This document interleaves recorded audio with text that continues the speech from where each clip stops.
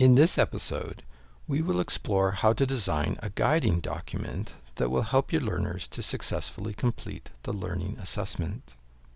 First, we must recognize that even though the assessments and how to complete them may appear to be so obvious to you that no guide is needed, but this is not true for all of your learners, and you will not be present when all your learners will be working on completing the assessment.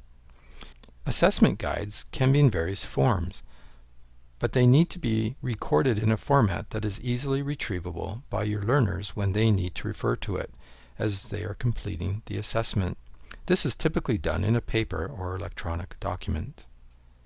Assessment guides should be designed to clearly communicate the following information: the purpose of the assessment, the learning outcome being assessed, the steps required to complete the assessment task successfully, the conditions under which the task will be completed, the criteria that will be used to judge how successful the task was completed, the steps to submit the artifacts produced by the learners to the instructor for judging, and how those will be returned with the mark and feedback, and finally, any other useful information that will support your learners.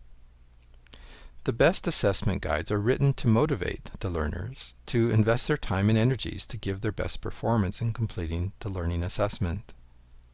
Review the assessment guides of this program and consider how they supported you in completing the assessments. One final check that you should do once you have designed your assessment guides is to give them to someone that is not familiar with your program and ask them to read through it to check how understandable and motivating the guide is, and consider making improvements to the guide based on this feedback. In summary, the 4 principles that you should remember and be able to employ from this presentation are: learners need to be guided through the steps of the successful completion of any assessment task. Some tasks may require more guidance than others. 2. Assessment guides are especially valuable to learners when they are working to complete an assessment task without the instructor present. And 3. Assessment guides need to be written clearly and concisely to prevent any misunderstandings of what the assessment task is, what conditions are acceptable, and what criteria will be used to judge the success of the completion.